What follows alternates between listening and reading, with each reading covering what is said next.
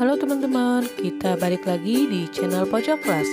Hari ini kita akan membahas tentang tema 8, urutan peristiwa dari Mupel Bahasa Indonesia kelas 5 SD. Selamat belajar. Urutan peristiwa disebut juga dengan alur atau plot. Rangkaian peristiwa yang terjadi dalam sebuah teks bacaan.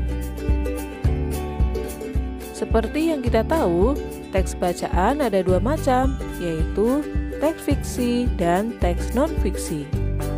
Teks cerita fiksi merupakan hasil karya dari karangan si penulis, sedangkan teks non-fiksi berdasarkan kenyataan. Jenis-jenis alur. Alur terbagi menjadi 3, yakni alur maju, alur mundur, dan juga alur campuran. Mari kita bahas satu persatu dari jenis-jenis alur berikut. Alur maju merupakan urutan peristiwa yang bergerak maju ke depan terus. Artinya cerita tersebut bergerak mulai dari sekarang, besok, besoknya lagi.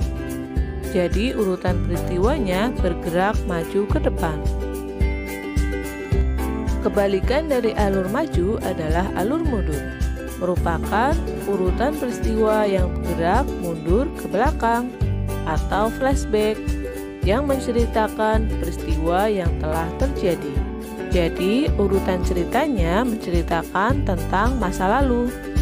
Yang ketiga adalah alur campuran, merupakan urutan peristiwa yang terdiri dari alur maju dan juga alur mundur.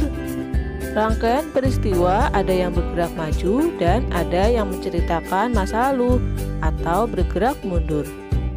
Jadi ada alur maju dan alur mundur di dalam alur campuran. Tahapan dari alur biasanya adalah mulai dari perkenalan, konflik, klimaks, antiklimaks, dan juga penyelesaian. Perkenalan merupakan awal cerita. Konflik merupakan masalah yang muncul. Klimaks merupakan puncak masalah.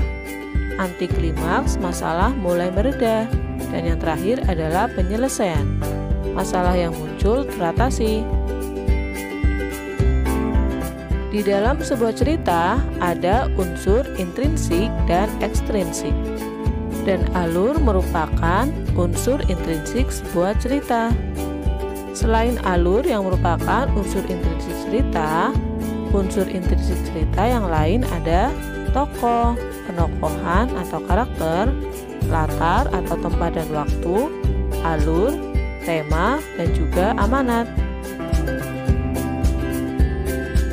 Selanjutnya adalah cara menyampaikan peristiwa secara lisan.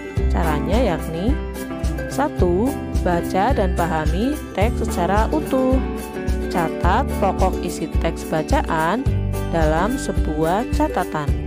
Catatlah topik dan pokok permasalahan yang dibahas. Sampaikan secara lisan topik yang dibaca dan berikan alasannya.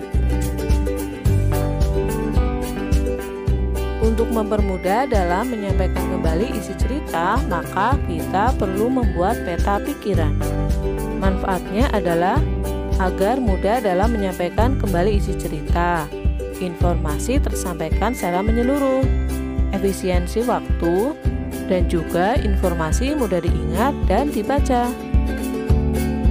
Ini adalah contoh peta pikiran yang bisa kalian buat. Apakah sulit? Mudah kan? Dalam membuat peta pikiran, kita harus memperhatikan beberapa langkah. Yang pertama, tulislah tema utama di tengah-tengah. Dari tema utama akan muncul tema turunan dan carilah hubungan setiap tema dan tandai dengan garis. Contoh cara membuat peta pikiran dengan tema air untuk kebutuhan sehari-hari. Kita letakkan tema utama di tengah-tengah. Selanjutnya kita tarik turunan dari tema utama. Dari mulai air, kita turunkan ke fungsi air bagi tumbuhan, bagi hewan, dan juga bagi manusia. Langkah berikutnya setelah mengkoneksikan garis adalah Buatlah peta pikiran di kertas polos lalu hilangkan proses edit. Sisakan ruangan untuk penambahan tema. Mudah kan teman-teman? Peta pikiran sendiri adalah sebuah teknik mencatat yang mampu mengembangkan pikiran dan meningkatkan daya ingat dengan menghubungkan tema-tema yang berkaitan dalam sebuah garis dalam bentuk simbol atau tulisan. Itulah tadi pembahasan tentang urutan peristiwa dan juga peta pikiran. Sampai jumpa dan tetap jaga kesehatan. Ingat